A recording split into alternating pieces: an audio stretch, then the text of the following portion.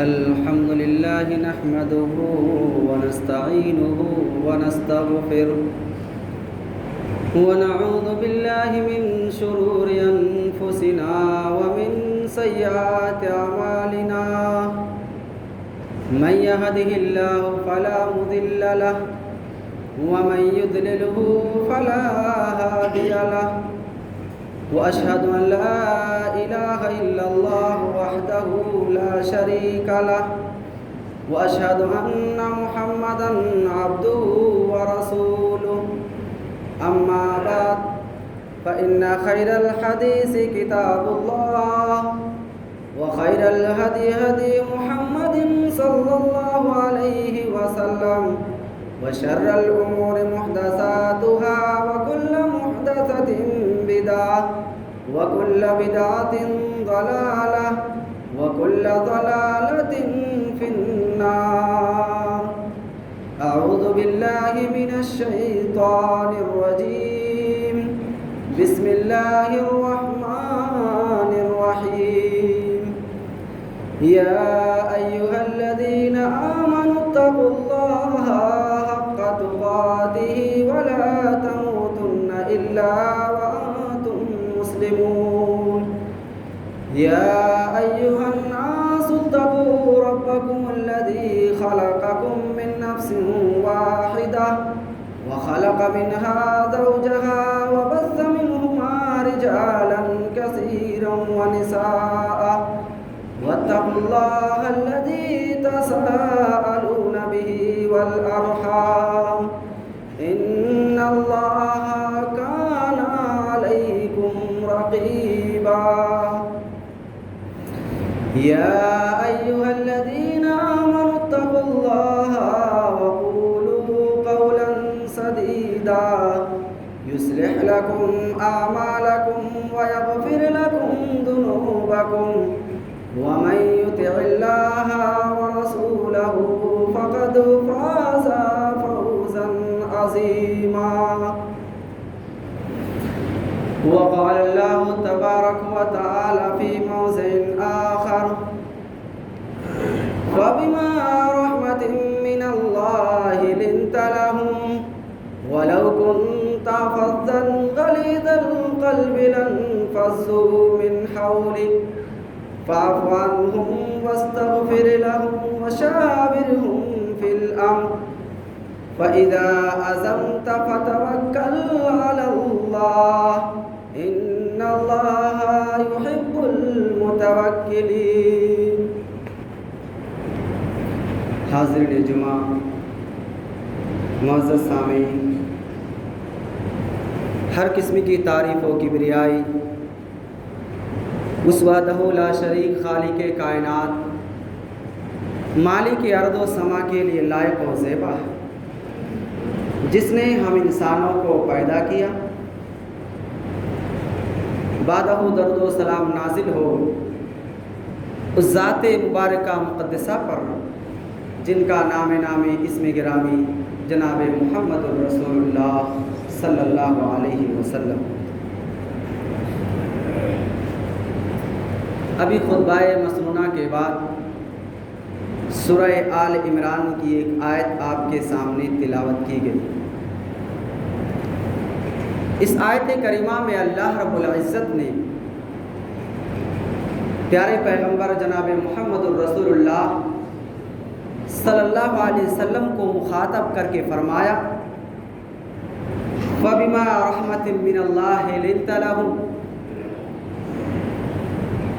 کہ میرے پیارے پیغمبر یہ اللہ تبارک و تعالیٰ کا آپ پر خصوصی فضل و کرم ہے کہ آپ لوگوں کے درمیان نرم مزاج واقع ہوئے ہیں. وَلَوْ كُنْتَ فَظًّا غَلِيظَ الْقَلْبِ لَانفَضُّوا مِنْ حَوْلِكَ، اگر آپ سخت مزاج ہوتے، آپ کے مزاج میں سختی ہوتی تو یہ صحابہ جو صبح و شام آپ کے ارد گرد رہتے ہیں یہ سارے کے سارے کب کے چھٹ گئے ہوتے۔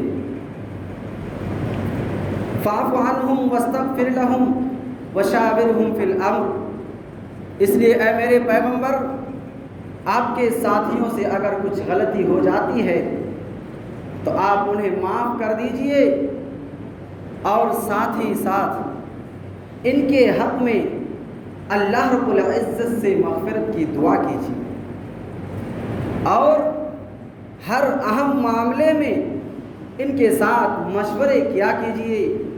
فَإِذَا عَزَمْتَ فَتَوَكَّلْ عَلَى اللَّهِ، اور مشورے کے بعد جب کوئی کسی کام کے کرنے کا آپ فیصلہ کر لو تو پھر اس میں مشورے اور ظاہری اسباب پر بھروسہ نہ کرو، بلکہ اللہ کی ذات پر بھروسہ کرو۔ ان اللہ یحب المتوکلین، کیونکہ اللہ تبارک و تعالی ہر اس بندے کو پسند فرماتا ہے جو ہر معاملے میں اللہ پر توکل کرتا ہے۔ یہ سورہ آل عمران کی ایک مکمل آیت ہے۔ اس آیت کریمہ میں اللہ رب العالمین نے بہت ساری باتیں بتائی، لیکن آج میں نے خطبہ جمعہ کا موضوع جسے بنایا وہ اسے بنایا جسے اللہ رب العزت نے پیارے نبی جناب محمد الرسول اللہ صلی اللہ علیہ وسلم کے اخلاق اور کردار کی ایک عظیم خصوصیت قرار دیا، جسے نرم مزاجی ہم کہتے ہیں۔ آپ کا مزاج بہت نرم، آپ کا لہجہ نرم، آپ کا اسلوب نرم، آپ کے اندر آپ کی طبیعت نرم، غرض یہ کہ نرم مزاجی آپ کی ایک عظیم صفت بنتی ہے۔ اور اللہ تبارک و تعالیٰ نے فرمایا یہ نرم مزاجی جسے عطا کی جاتی ہے یہ ہر شخص کو عطا نہیں کی جاتی ہے، یہ ایسے لوگوں کو عطا کی جاتی ہے جن پر اللہ کا فضل ہوتا ہے، اللہ کا کرم ہوتا ہے۔ فَبِمَا رَحْمَةٍ مِّنَ اللَّهِ لِنْتَ لَهُمْ۔ تو حضرات ہم مسلمان ہیں، ہر مسلمان سے، ہر مومن سے جو صفات مطلوب ہے شریعت اسلامیہ نے ہر مسلمان کے لیے جن صفات کو ضروری قرار دیا ہے، ان صفات میں سے ایک بنیادی صفت نرم مزاجی بھی ہے۔ ایک مسلمان کو نرم مزاج ہونا چاہیے، ایک مسلمان کی طبیعت میں نرمی ہونی چاہیے۔ سخت زبان اور سخت مزاج یہ کہ کوئی مسلمان آئیڈیل مسلمان نہیں بن سکتا ہے۔ اللہ کے پیارے نبی جناب محمد الرسول اللہ صلی اللہ علیہ وسلم نے فرمایا اذا اراد اللہ بأہل بیت خیرا ادخل علیہم الرفق، کہ اللہ تبارک و تعالی جب کسی خاندان والوں کے ساتھ، کسی گھر والوں کے ساتھ، کسی فیملی کے ساتھ خیر کا معاملہ کرنا چاہتا ہے تو پھر اللہ رب العزت گھر والوں کے اندر نرمی کو ڈال دیتا ہے۔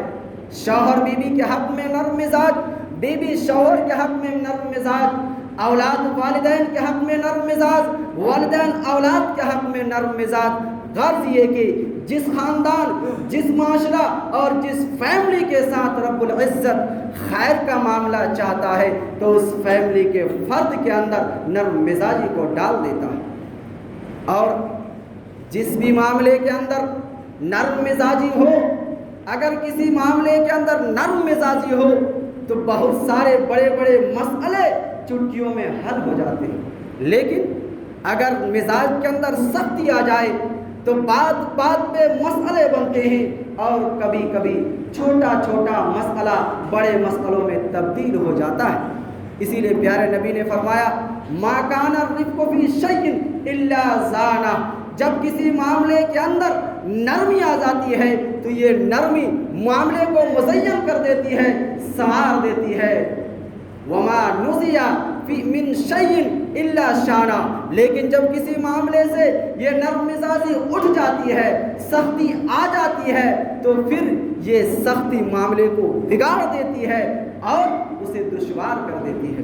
اور پیارے نبی نے فرمایا جس شخص کو نرم مزاجی سے محروم کر دیا گیا سمجھو کہ بہت سارے خیر سے محروم ہو گیا۔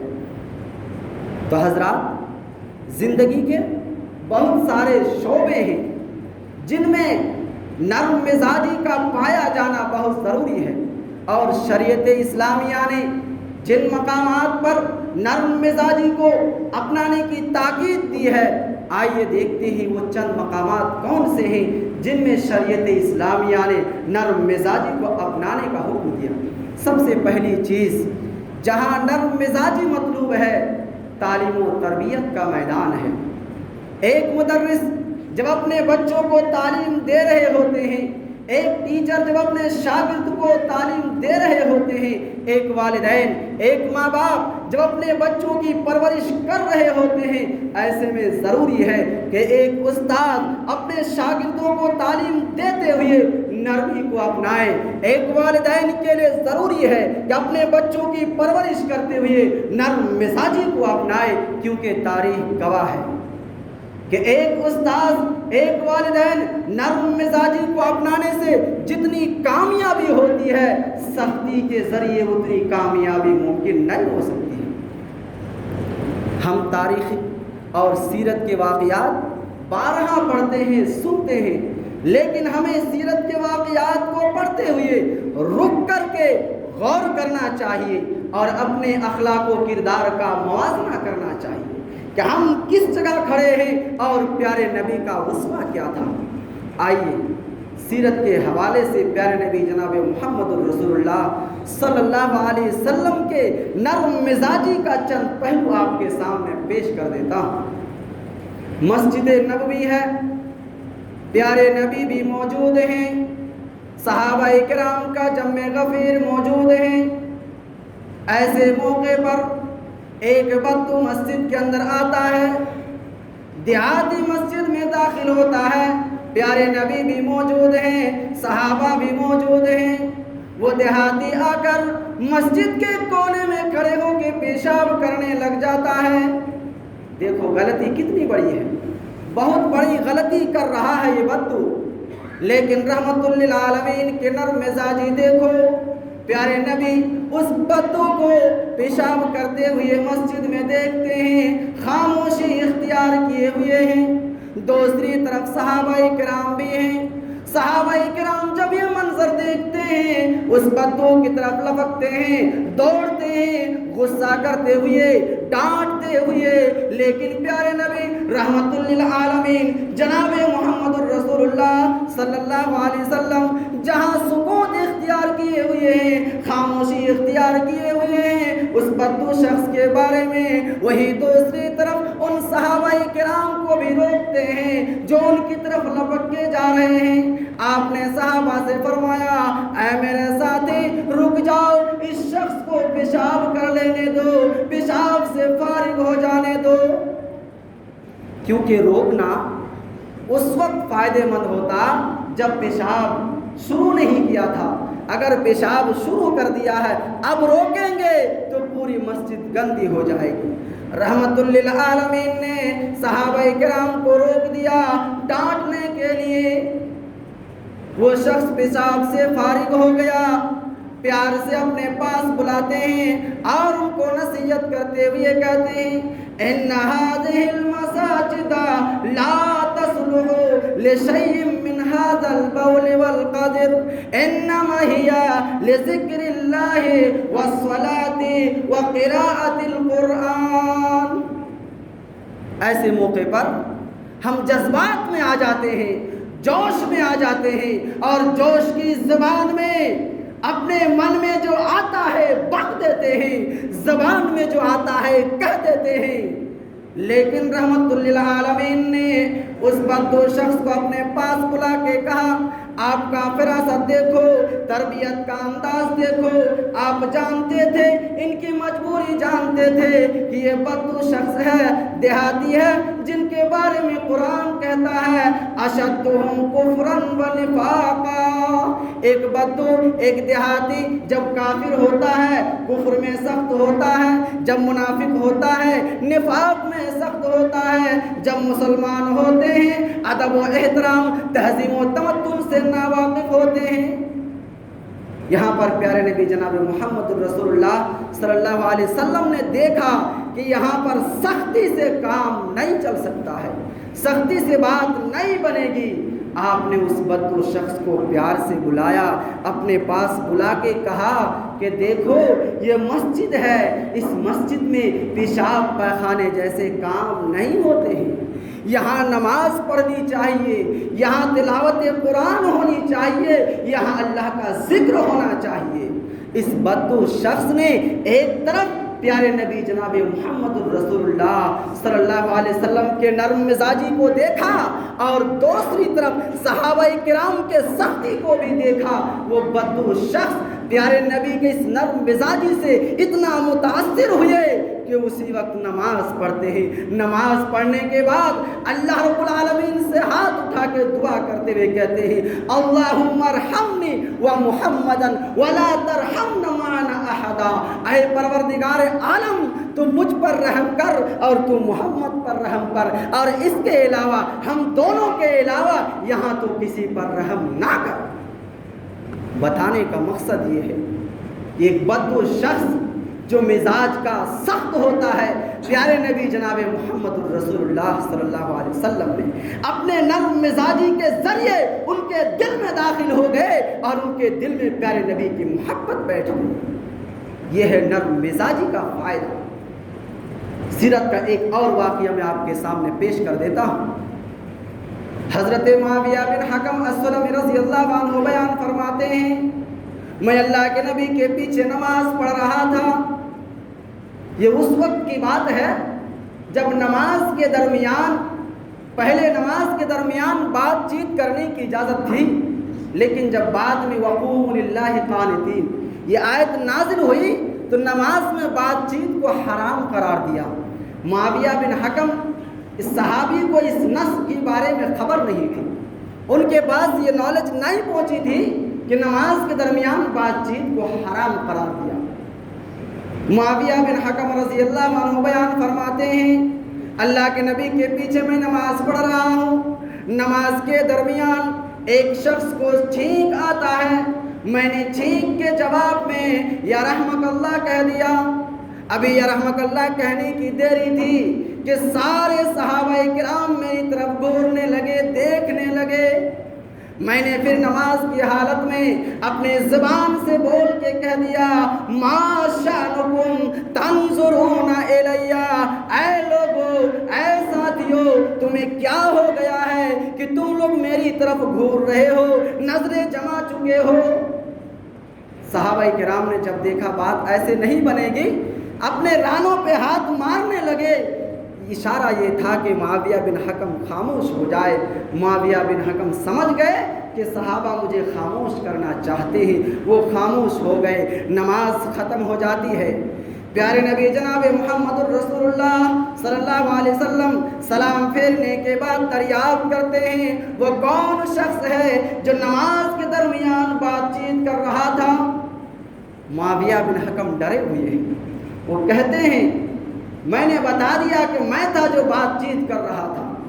معاویہ بن حکم کہتے ہیں جب اللہ کے نبی کو معلوم ہوا کہ وہ شخص میں ہی تھا جو نماز کے درمیان بات کر رہا تھا، معاویہ بن حکم بیان کرتے ہیں اللہ کے نبی نے مجھے اپنے پاس بلایا، اتنے پیار اور شفقت سے سمجھایا، واللہ ما ضربنی ولا قہرنی ولا شتمنی۔ معاویہ بن حکم کہتے ہیں اللہ کے نبی کا انداز اتنا پیارا تھا، اتنا نرم و بھرا لہجہ تھا کہ میں نے آج تک آپ سے بہتر ایسا معلم نہیں دیکھا۔ نہ آپ نے مجھے ڈانٹا، نہ مجھ پر غصہ کیا، بلکہ پیار سے بس اتنا کہا اے میرے ساتھی یہ نماز ہے، اس میں تسبیح ہونی چاہیے، اللہ کی کبریائی ہونی چاہیے، تلاوت قرآن ہونا چاہیے۔ معاویہ بن حکم کہتے ہیں کہ اللہ کے نبی نے اس پیار سے سمجھایا، مجھ پر اتنا اثر ہوا کہ پھر میں نے ایسی غلطی کبھی نہیں کی۔ بتانے کا مقصد یہ تھا کہ یہ پیارے نبی جناب محمد الرسول اللہ صلی اللہ علیہ وسلم کا نرم لہجہ تھا، نرم مزاجی تھا، جو آج ہر مدرس، ہر ٹیچر، ہر والدین کو یہ سبق دیتی ہے کہ تم اپنے بچوں کی تعلیم و تربیت میں اگر کسی چیز کو اپناؤ تو نرم مزاجی کو اپناؤ۔ یہ نرم مزاجی جتنا کارگر ثابت ہو سکتی ہے، سختی سے وہ بات نہیں بن سکتی ہے۔ اسی طرح نرم مزاجی ہمیں کہاں اپنانی چاہیے؟ ان میں سے ایک جگہ دعوت و تبلیغ کا بھی میدان ہے۔ دعوت و تبلیغ میں نرم مزاجی اپنانا بہت ضروری ہے۔ ہمارا مدعو چاہے کتنا بڑا گمراہ ہو، بدعتی ہو، مشرک ہو، بے دین ہو، قبر پرست ہو، بے نمازی ہو، چاہے کوئی بھی ہو، جس کی ہم اصلاح چاہتے ہیں، شریعت کہتی ہے پیار سے سمجھاؤ، نرم مزاجی سے سمجھاؤ۔ جو لوگ سختی کو اپنانا چاہتے ہیں، میں ایسے لوگوں سے پوچھنا چاہتا ہوں، اس کائنات کے اندر فرعون سے بڑا ظالم کون ہو سکتا ہے؟ فرعون سے بڑا مغرور کون ہو سکتا ہے؟ فرعون سے بڑا متکبر کون ہو سکتا ہے؟ فرعون سے بڑا جابر، فرعون سے بڑا مشرک، فرعون سے بڑا کافر کوئی ہو سکتا ہے؟ نہیں ہو سکتا ہے۔ لیکن جب دعوت و تبلیغ کی بات آئی، رب نے وہاں بھی کہا کہ وہاں پر نرم مزاجی کو اپناؤ۔ رب نے کیا فرمایا؟ موسیٰ اور ہارون علیہ السلام کو بھیجتے ہوئے کہا اذهبا الى فرعون انه طغى فقولا له قولا لینا۔ اے موسیٰ، تم اپنے بھائی ہارون کے ساتھ فرعون کے پاس جاؤ، وہ سرکش ہو چکا ہے، بڑا سر اٹھا چکا ہے۔ فقولا له قولا لینا، لیکن اے موسیٰ جب فرعون کے پاس جانا، نرم لہجہ اختیار کرنا، پیار سے سمجھانا۔ میں پوچھنا چاہتا ہوں، جب فرعون نرم لہجہ، نرم اسلوب کا حقدار ہے، تو پھر اس کائنات کے اندر کون ایسا گمراہ ہے جن کے ساتھ سختی سے پیش آیا جائے؟ اسی طرح قرآن کریم کے ایسے واقعات، ایسے آیتوں کو پڑھیے جہاں اللہ رب العزت نے انبیاء کے دعوت و تبلیغ کا تذکرہ کیا۔ قرآن نے بیان کیا وَاذْكُرْ فِي الْكِتَابِ إِبْرَاهِيمَ إِنَّهُ كَانَ صِدِّيقًا نَبِيًّا إِذْ قَالَ لِأَبِيهِ يَا أَبَتِ۔ قرآن نے بیان کیا ابراہیم علیہ السلام کے واقعے کو پڑھو۔ ابراہیم علیہ السلام اپنے باپ سے مخاطب ہیں۔ باپ کیسا ہے؟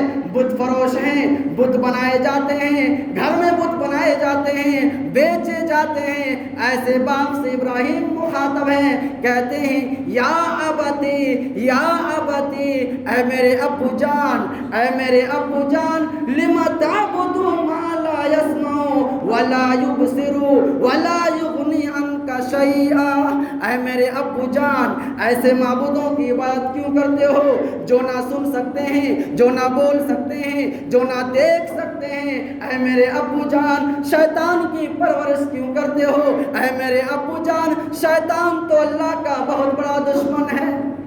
یہاں ابراہیم علیہ السلام کے لہجے کو دیکھو، اے میرے ابو جان، اے میرے ابو جان۔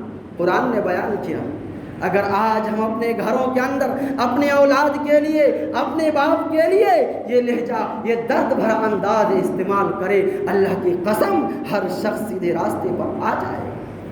اسی طرح اس دعوت و تبلیغ کے میدان میں ہمیں اپنے لہجے کو نرم کرنا ہوگا، نرمی کو اپنے اندر داخل کرنا ہوگا۔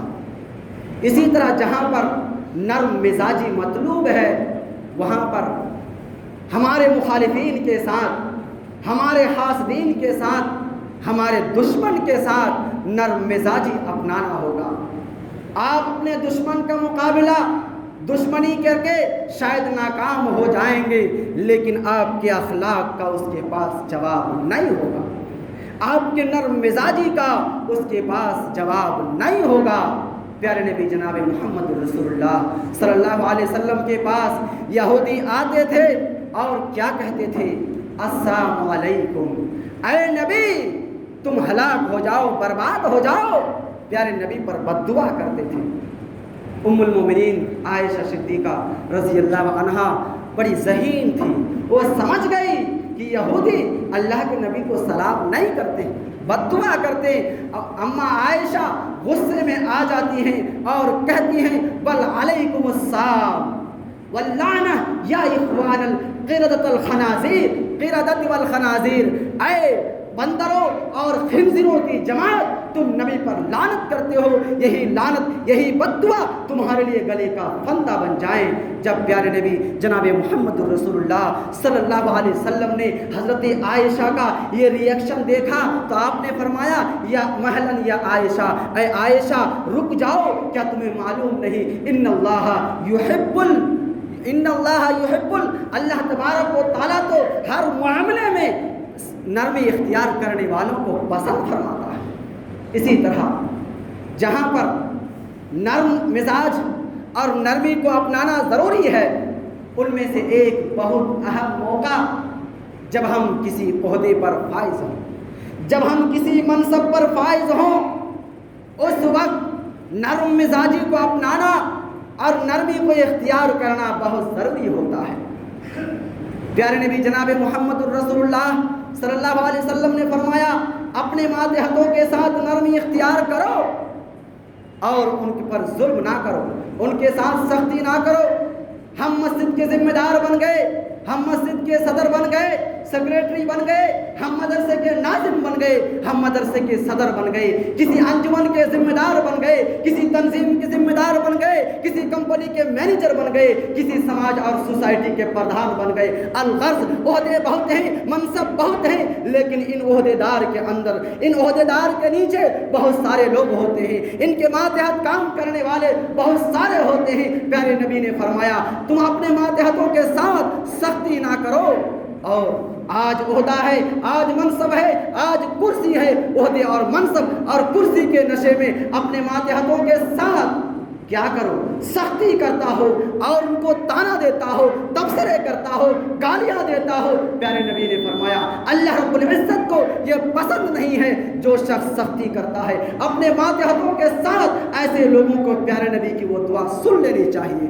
پیارے نبی نے دعا کی تھی جو دعا قیامت تک آنے والے ہر عہدے دار، ہر منصب دار کو کبھی بھولنا نہیں چاہیے۔ پیارے نبی نے دعا کی تھی اللہم من ولی فی امر امتی، اللہم من ولی فی امر امتی شیئا فشدد علیہم فشدد علیہ۔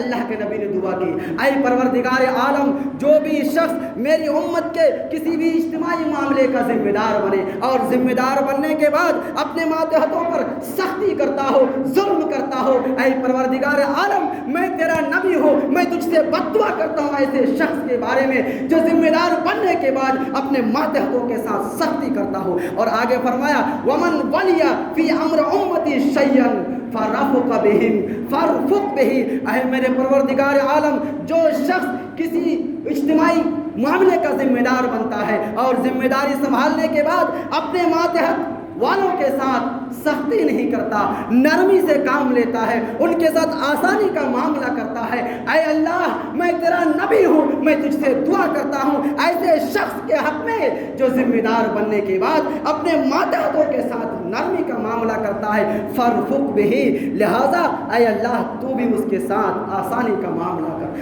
تو بھی ان کے ساتھ نرمی کا معاملہ کر۔ یہ نبی کی دعا ہے، بد دعا بھی ہے، دعا بھی ہے۔ اب ہر صاحب اختیار کو اختیار حاصل ہے کہ وہ نبی کی دعا کا حقدار بنے یا نبی کی بد دعا کا حقدار بنے۔ رب العزت سے دعا ہے رب العالمین ہم تمام عہدیدار ذمہ دار کو اپنی ذمہ داری کو نبھانے اور اپنے ماتحت کام کرنے والوں کے ساتھ نرمی اختیار کرنے کی توفیق عطا فرما۔ اے پروردگار عالم تو ہم تمام مسلمانوں کو اپنی زندگی کے ہر شعبے میں نرمی کو اپنانے کی توفیق عطا فرما۔ اقول قولی ھذا استغفر اللہ لی ولکم ولجميع المسلمین فاستغفروہ انہ هو الغفور الرحیم۔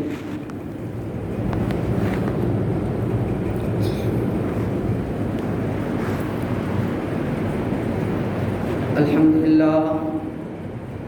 لله نحمده ونستعينه ونستغفره ونعوذ بالله من شرور أنفسنا ومن سيئات أعمالنا من يهده الله فلا مضل له ومن يضلله فلا هادي له وأشهد أن لا إله إلا الله وحده لا شريك له وأشهد أن محمدا عبده ورسوله أما بعد فإن خير الحديث كتاب الله وخير الهدي هدي محمد صلى الله عليه وسلم وشر الأمور محدثاتها وكل محدثة بدعة وكل بدعة ضلالة وكل ضلالة في النار. أعوذ بالله من الشيطان الرجيم. بسم الله الرحمن الرحيم. يا أيها الذين آمنوا صلوا عليه وسلموا تسليما. اللهم صل على محمد وعلى آل محمد كما صليت على إبراهيم وعلى آل إبراهيم إنك حميد مجيد. اللهم بارك على محمد وعلى آل محمد كما باركت على إبراهيم وعلى آل إبراهيم إنك حميد مجيد. عباد الله رحمكم الله.